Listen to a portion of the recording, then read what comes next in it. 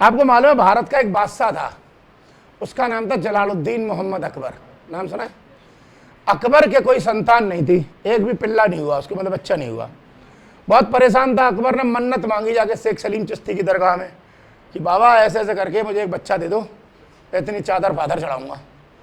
और बाबा ने सुन ली बेचारे की, पता नहीं कोई जादू टोना, कोई फंदुलू बंदुलू लगा दिया, बच्चा हो गया। बच्चे का नाम अकबर ने वही रखा, सलीम, उनके नाम पे। अब अकबर को मालूम था बच्चा बड़ी मन्नतों से पैदा हुआ है, बड़ी मुश्किलों से पैदा हुआ है, कौन कौन से कष्ट झेले अकबर ने।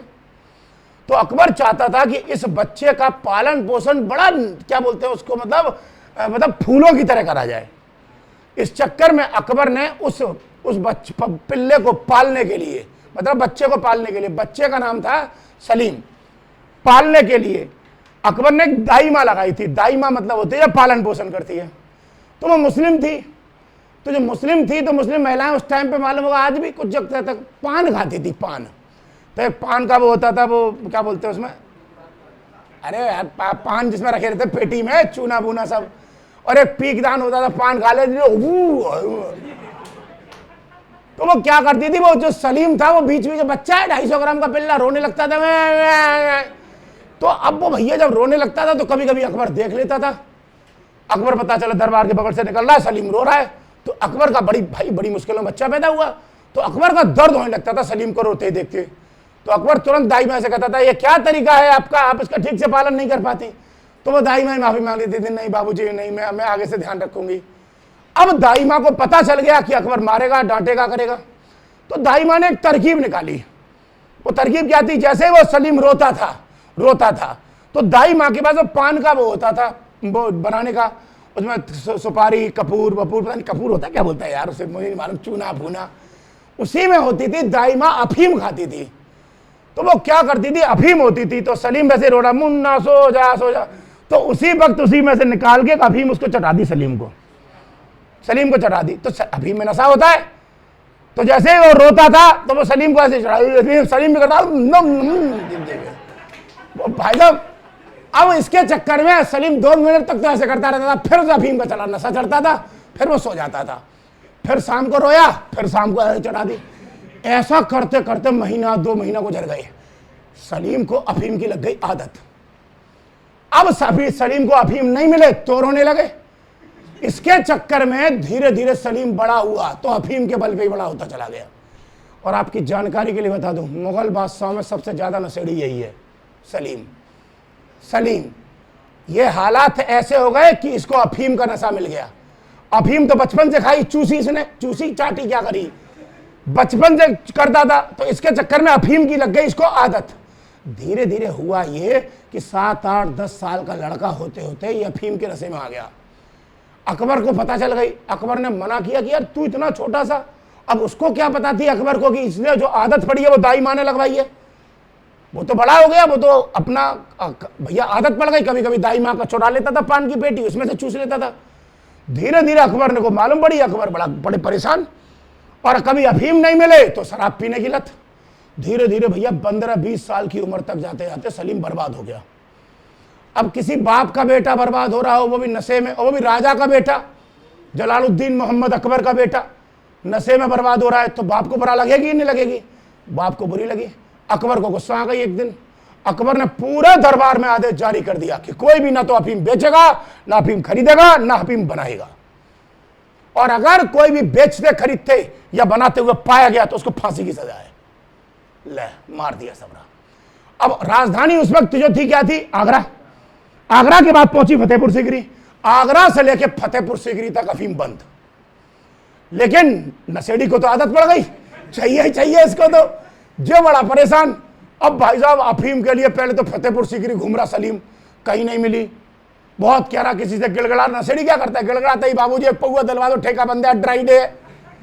तो वो गिड़गड़ाने लग गया, भैया कैसे भी मिल जाए, नहीं मिली। तब फतेहपुर सीकरी के बाहर एक तांगे वाला खड़ा था, और उस तांगे वाले से सलीम कहता है कि भाई प्लीज दिलवा दे। उसने कहा शहंशाह आलम, आप राजा के बेटे हो, मैं बता तो दूंगा तुमको कहाँ मिलती है, लेकिन तुम्हें बता भी दी मैंने तो मर जाऊंगा, छोड़ेंगे नहीं मेरे को मालिक। उसने कहा मैं किसी को नहीं बताऊंगा, तो प्लीज बता दे मुझे, बस प्लीज बता दे। बड़ी मुश्किल में जाके उसने बता दी। और बताइए क्या, आगरा में एक बाजार पड़ता था, एक रेड लाइट एरिया था, क्या बोलते हैं आप समझ रहे होंगे रेड लाइट एरिया के बारे में, मतलब एक कोठा था, वहां बताया कि कोठे पे मिल जाएगी। उसने कहा पक्का, उन्होंने कहा 100% मिल जाएगी। तो उसने कहा तू कोठे तक ले चलेगा मेरे को? उसी तांगे वाले को बोलता कोठे तक ले चलेगा। अरे मालिक क्या कर रहे हो, मरवाओगे मेरे को क्या, तुम मेरी बलि चढ़ाओगे? वो बहुत बोलता है, लेकिन वो सलीम को पता चल कि प्लीज दिलवा दे यार। तो वो रिक्शे वाला तांगे वाला मान जाता है, लेकिन तांगे वाला एक कहता है मालिक मैं आपको ऐसे नहीं ले जाऊंगा। क्यों? क्योंकि तुम राजा के बेटे हो, तुम्हारी वेशभूषा बिल्कुल राजाओं जैसी है, बिल्कुल राजा का बेटा, बिल्कुल टोपा वोपा, अपने ताज भाज लगा, भाई रॉयल फैमिली का सब सूट पहन के घूमता था। उन्होंने कहा मालिक ऐसे ले जाऊंगा तो तुम्हें कोई देखेगा, पहचान लेगा, तुम राजा के बेटे, कोई देगा भी नहीं। तो उसने कहा क्या करना है? मालिक फटे फूटे कपड़े पहन के आओ। फटे फुटाए बिल्कुल मजदूरों की तरह। तो सलीम जाता है मजदूरों के कपड़े पहनने और जाके तांगे से बैठता है, आगरा के बाजार में आते हैं और ऊपर से वो तांगे वाला उसके लिए अफीम लेके आता है। अब अफीम मार्केट में बंद है, लेकिन फिर भी कोठे पे मिल रही है, रोज आता है यहाँ पे, फतेहपुर सीकरी से आगरा, फतेहपुर सीकरी से आगरा, फतेहपुर सीकरी से आगरा, रोज। धीरे धीरे धीरे धीरे एक दिन वहां पे नीचे खड़ा होता है, ऊपर अफीम खत्म हो गई होती है, ऊपर खत्म हो गई होती है। रिक्तांगे वाले को बोलता है पैसे ले जा, लेके आ। वो कहता है मालिक खत्म हो गई, अब नहीं मिल रही। वो कहता है कैसे नहीं मिलेगी, फतेहपुर सीकरी से आया होती दूर तक। और ऊपर खुद जाता है, ऊपर कोठे में चल रहा होता है डांस। अब जैसे डांस चल रहा होता है तो सबसे बड़ा तो डांस पे ध्यान नहीं देता, नशेड़ी को पौवा मिल जाए। वो अफीम के जुगाड़ में गया था, अफीम के लिए जैसे पहुंचता है उसने कहा अफीम चाहिए, उन्होंने कहा नहीं मिलेगी।